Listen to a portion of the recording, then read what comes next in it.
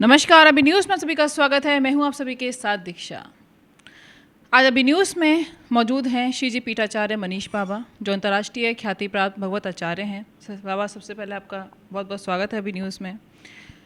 जैसा कि हम सभी जानते हैं कि आगामी त्यौहार आने वाले हैं, तो कुछ हमेशा भ्रांतियां बनी रहती हैं कि कब त्योहारों को मनाना चाहिए, कौन सी तिथि पर मनाना चाहिए। तो सही तिथियों के बारे में आज हम इनसे जानकारी लेंगे। लेकिन सबसे पहले बात अगर त्योहारों की हो रही है तो श्रावणी पर्व के बारे में, जो एक बहुत महत्वपूर्ण त्यौहार है, एक बहुत महत्वपूर्ण पर्व है, उसके बारे में आप क्या कहना चाहेंगे बाबा? देखिए, सर्वप्रथम हम अभी न्यूज़ के माध्यम से ब्रजवासियों को, भारतवासियों को एवं जो जो सनातन धर्मावलंबी विदेशों में रह रहे हैं सभी को हम आगामी समस्त त्योहारों की हार्दिक शुभकामनाएं प्रदान करते हैं। आपका प्रश्न बहुत ही सुंदर है। हमारे यहाँ सनातन धर्म में विविध त्योहार एक परंपरा के रूप में मनाए जाते हैं। ब्राह्मणों का जो प्रमुख त्योहार है, प्रमुख उत्सव है, वह है श्रावणी उपाकर्म। श्रावणी उपाकर्म धर्म सिंधु में, निर्णय सिंधु में इसका विस्तार से वर्णन किया है। ऋग्वेद संहिता में इसको करने की विधि का वर्णन वेदों में बहुत सुस्पष्ट किया गया है। श्रावणी उपाकर्म श्रावण शुक्ला पूर्णिमा में, अपितु विशेष करके श्रवण नक्षत्र में ही श्रावणी कर्म उपाकर्म किया जाता है। अगर श्रवण नक्षत्र पूर्णिमा में न हो, चतुर्दशी में हो, तो ऋग्वेदीय उपाकर्म, जो ऋग्वेदीय गोत्र है, जिनका जो ऋग्वेद के उपासना पद्धति के अनुगामी हैं, उनको सभी को श्रवण नक्षत्र में ही उपाकर्म किया जाना चाहिए, करना चाहिए। तो इस बार श्रावणी उपाकर्म ऋग्वेदीय 28 अगस्त मंगलवार को ही मनाया जाएगा, क्योंकि इसी दिन श्रवण नक्षत्र का योग बन रहा है। ऋग्वेद की श्रवण नक्षत्र में व्यवस्था है, चतुर्दशी हो तो उसमें कर सकते हैं।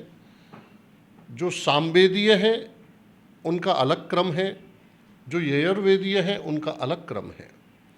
तो इसी श्रृंखला के साथ हम ये बताना चाहते हैं आपके माध्यम से कि प्राचीन काल में जब गुरुकुल परंपरा थी, तो गुरुकुल परंपरा में नित्य प्रति उत्सर्जन और उपाकर्म, ये दो क्रम अग्नि के समक्ष होते थे। क्योंकि ब्राह्मणों के पास क्या था? केवल गायत्री धन, गायत्री बल, उपासना। धीरे धीरे जब परंपराएं लुप्त होती गईं, समय का अभाव होता गया, तो ऐसी व्यवस्था आचार्यों ने बनाई कि भाई साल में एक दिन बैठ कर के आप उपाकर्म कीजिए। ये श्रावणी उपाकर्म किसी भी तीर्थ में कर सकते हैं, जल किनारे कर सकते हैं। अगर यह श्रावणी उपाकर्म हम सप्तपुरियों में कर लेते हैं तो इसका बहुत ही ज़्यादा लाभ है, बहुत पुण्य जनित लाभ है। इसमें भी अगर ये मथुरापुरी में हो जाता है तो इससे तो उत्तम कुछ है ही नहीं। तो हमारे यहाँ श्रावणी उपाकर्म एक ऐसी व्यवस्था है कि जिस उपाकर्म में जब ब्राह्मण सम्मिलित होते हैं तो वर्ष भर के जाने अनजाने समस्त अपराध, समस्त पाप उस क्रम में बैठने मात्र से, गुरु सन्निधि में उस क्रम को करने मात्र से समस्त अपराध दूर हो जाते हैं। यहाँ तक कि ऋग्वेद आज्ञा करते हैं कि अगर कोई भी अपराध, कोई भी प्रायश्चित, क्योंकि पहले ब्राह्मण बाहर भोजन नहीं करते थे, स्वयं पाकी थे, स्वयं बनाते थे, बाहर खान पान का भी दोष लगता है। तो ऋग्वेद भगवान आज्ञा करते हैं कि श्रावणी उपाकर्म में जो भी ब्राह्मण पंचगव्य प्राशन कर लेते हैं और हड्डी के अंदर भी कोई प्रायश्चित या पाप छुप रहा है, वो भी पंचगव्य प्राशन एवं श्रावणी उपाकर्म से दूर हो जाता है। तो ऋग्वेद आज्ञा करते हैं, यत्त्वग अस्थिगतं पापम देहे तिष्ठति मामके प्राशनात् पंचगव्यस्य दहत्यग्निर्वेन्धनम। श्रावणी उपाकर्म में दो क्रम हैं, उत्सर्जन और उपाकर्म। सबसे पहले गणपति स्मरण करने के उपरांत में पंचगव्य प्राशन ब्राह्मण करते हैं। पंचगव्य में गाय का गौमूत्र है, गाय का गोबर है, दूध है, दही है और घी है। इससे पंचगव्य का निर्माण होता है। पंचगव्य का पान करके फिर श्रावणी उपाकर्म प्रारंभ हो जाता है। श्रावणी उपाकर्म में उत्सर्जन और उपाकर्म में विशेष करके जो व्यवस्था है वो समस्त देवताओं का आवाहन है, पूजन है और गायत्री की उपासना है। सारी उपासना ही गायत्री पर जाकर के समापन कर दी जाती है। इसी उपासना के अंतर्गत 10 विध स्नान है। जल से स्नान है, मृतिका से स्नान है, ओघा से स्नान है, दूर्वा से स्नान है। केवल तात्पर्य ये रहता है कि सबाह्य आभ्यंतर शुचि, कि हमारी बाह्य भी शुद्धि हो जाए और अंतरात्मा की जो शुद्धि है वो भी शुद्धि हो। तो अंतरात्मा की शुद्धि तो हो गई पंचगव्य से, अब बाह्य शरीर की शुद्धि कैसे हो, उसके लिए 10 विध स्नान है। उसके उपरांत में गुरु आचार्यों की सन्निधि में सप्त ऋषियों की पूजा है। माता अरुंधति सहित जो सप्त ऋषियों का पूजन कर लेते हैं तो उन पर गायत्री माँ की कृपा होती है। इसके उपरांत में जो विशेष इसमें उपासना पद्धति है वो यह भी है कि धर्मराज का तर्पण किया जाता है, धर्मराज का पूजन किया जाता है और सबसे उपरांत में यज्ञोपवीत इसमें सिद्ध कर दिया जाता है। जैसे कि आज की जो व्यवस्था चल रही है कि कोई यज्ञोपवीत पहनना नहीं चाहते हैं, यही कारण मूल रूप से हो रहा है कि जब हम अपनी संस्कृति से दूर हो जाएंगे तो धर्म कैसे सुरक्षित रहेगा। आज परम आवश्यकता है कि माता पिता ही संस्कार बालकों को दे सकते हैं। आज हम देखते हैं प्रायः कि बहुत से सज्जन पुरुष यज्ञोपवीत धारण नहीं करते, बहुत से यज्ञोपवीत अगर पहनते भी हैं तो उन पर पहनना नहीं आता है। कैसे उसकी विधि है, कैसे उसका पूजन करना चाहिए, यज्ञोपवीत में कौन कौन से देवता हैं, उन सब का स्मरण श्रावणी उपाकर्म में ही होता है। और उसके उपरांत यज्ञोपवीत धारण जब कर लेते हैं तो उसके उपरांत में गुरु पूजन करके जब गुरु शिष्यों के रक्षा सूत्र बांधते हैं तो हम लोगों का जो वास्तविक रक्षाबंधन है वो श्रावणी कर्म में ही पूर्ण हो जाता है। यह हमने संक्षिप्त विधि आपके माध्यम से बताई है। और हमारे यहाँ श्री जी पीठ के तत्वावधान में श्री जी पीठाधीश्वर ठाकुर जी बाबा महाराज की सन्निधि में और समस्त शिष्यगणों सहित विश्राम घाट पर ये पर्व मंगलवार 29 अगस्त को मनाया जाएगा। मध्याह्न 11 बजे से ये क्रम चलेगा, सायंकाल 4 बजे तक। हम आपके माध्यम से विप्र समुदाय चतुर्वेद ब्राह्मणों से आग्रह करते हैं कि वो ज़्यादा से ज़्यादा श्रावणी उपाकर्म में बैठ करके पुण्य के भागी बने। बहुत सुंदर। बाबा, आपने बात की संस्कारों की, जो शुरुआत होती है घर से, लेकिन एक संस्कार है हमारा गायत्री मंत्र का, जो कहते हैं कि किसी वक्त उसका उच्चारण नहीं करना चाहिए और लोग नॉर्मली बोल देते हैं क्योंकि भाई गायत्री मंत्र है। क्या कहेंगे इसके बारे में? देखिए, आगम शास्त्र में भगवान शिव से यह प्रश्न माँ जगदम्बा पार्वती ने किया है कि मंत्र का नियम क्या होता है। उपांशु है कि जोर जोर से बोल के करना है, कैसे करना है।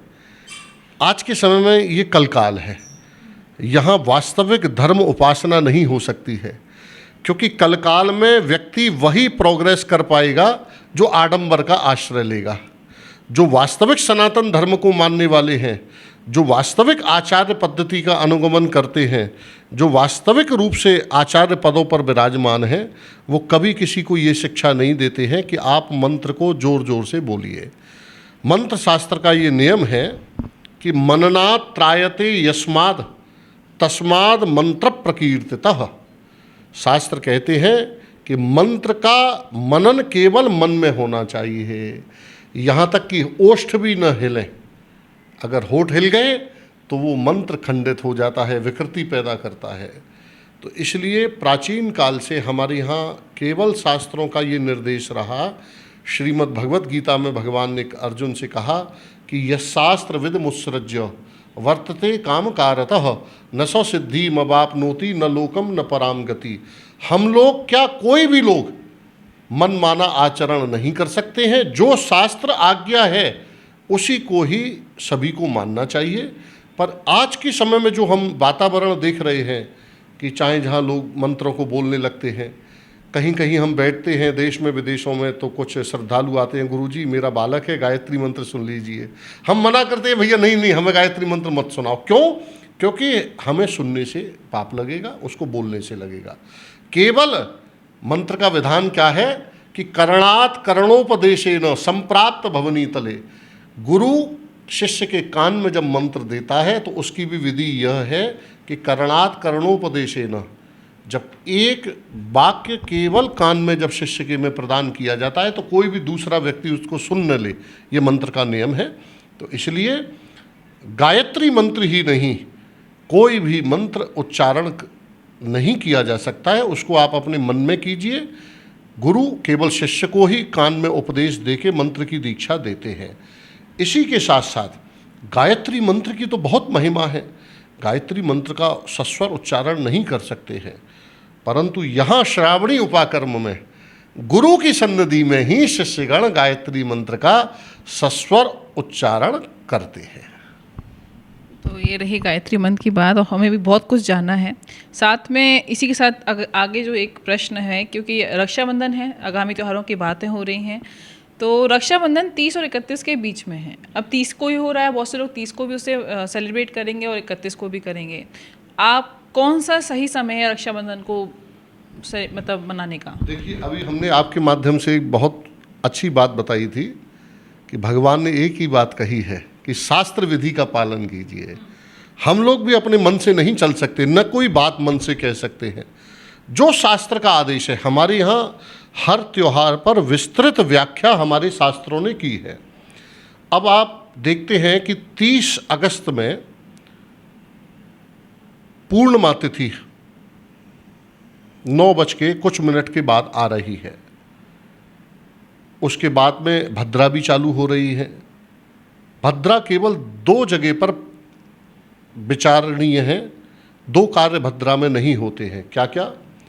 भद्राद्वये न कर्तव्ये श्रावणी फाल्गुनी तथा श्रावणीं नपते हंतिम ग्रामम दहति फाल्गुनी। भद्रा केवल 2 जगह विचार आता है भद्रा का, एक श्रावणी अर्थात रक्षाबंधन, और उपाकर्म भद्रा में नहीं हो सकता है। दूसरा, होलिका दहन भद्रा में नहीं किया जा सकता, और कहीं भी आप कोई भी कार्य कर सकते हैं, उसमें भद्रा का कोई प्रतिबंध नहीं है। तो यहाँ 30 अगस्त में भद्रा 9:00 से प्रारंभ जो हो रही है, तो भद्राओं में रक्षा सूत्र नहीं बांधा जा सकता है। श्रावणम नृपते हंतिम, राजा के लिए भी वो विनाशक हो जाती है अगर भद्रा में कार्य किया जाए तो यहाँ तो मंगल कामना बहन करती हैं भाइयों के लिए। तो इसमें हम केवल इतना ही कहना चाहते हैं कि धर्मशास्त्र का एक बहुत सुंदर वचन है रक्षाबंधन को लेकर के कि रक्षाबंधन अश्याम एव पूर्णमायाम भद्रा रहितायाम त्रिमुहूर्तादिकोदय व्यापिन्याम अपराह्ने प्रदोषे वा कार्यम। अर्थात भद्रा के बाद में आप प्रदोष में रात्रि में भी रक्षा सूत्र बंधवा सकते हैं, और दूसरे दिन अगर भद्रा नहीं है और पूर्णिमा 3 मुहूर्त व्यापनी है, उदय त्रिमुहूर्त न्यूनत्वे पूर्वे द्यु भद्रा रहते प्रदोषदास काले कार्यम। अर्थात दूसरे दिन भद्रा नहीं है, पूर्णिमा शुद्ध तिथि है। जैसे कि 31 अगस्त को पूर्णिमा सुबह 7 बजे तक मिल रही है, 3 मुहूर्त होनी चाहिए, पर्व तब 31 में मना सकते हैं। एक मुहूर्त में 48 मिनट होते हैं, 6 बजे सूर्योदय हो रहा है, 7 बजे पूर्णिमा खत्म हो जाएगी। इसलिए धर्मशास्त्र के अनुसार 31 अगस्त को हम रक्षाबंधन नहीं मना सकते हैं। केवल शास्त्र की आज्ञा है कि 30 अगस्त को रात्रि 9 बजे भद्रा समाप्त हो जाएंगी, उसके उपरांत में ही हमें रक्षाबंधन मनाना है। शास्त्रोक्त नियम ये है।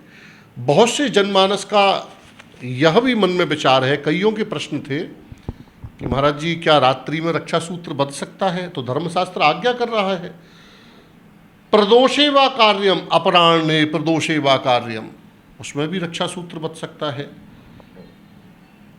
माता बहनें करवा चौथ का त्यौहार रात्रि में चंद्रमा को देख करके मनाती हैं। हमारे यहाँ दीपमाल का पर्व रात्रि में मनता है, विशेष निशीत काल में तक मनता है।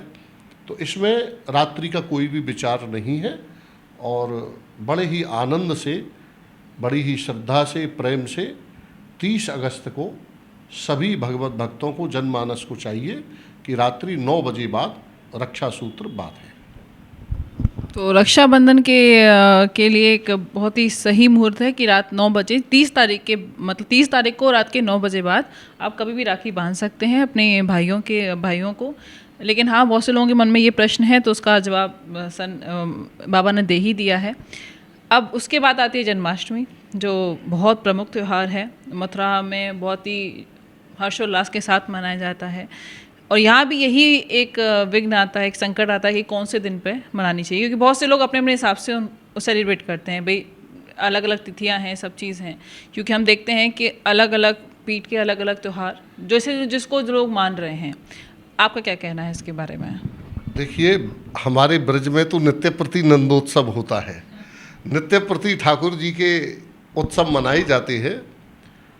पर विशेष करके भाद्रपद कृष्णा अष्टमी में जब अजन्मा जन्म लेते हैं, ये अवसर, ये सौभाग्य हम समझते हैं 40 से 50 साल बाद ऐसा दुर्लभ योग बन रहा है कि भगवान का जब जन्म हुआ तो ठाकुर जी के जन्म के समय बुधवार था, रोहिणी नक्षत्र था।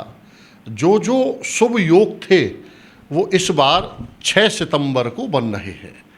6 सितंबर में बुधवार भी है, अष्टमी तिथि भी सायंकाल 3:00 पर आ रही है। सायंकाल 3:00 पर रोहिणी नक्षत्र भी आ रहे हैं, चंद्रमा भी है। सब कुछ हमें 6 सितंबर को मिल रहा है।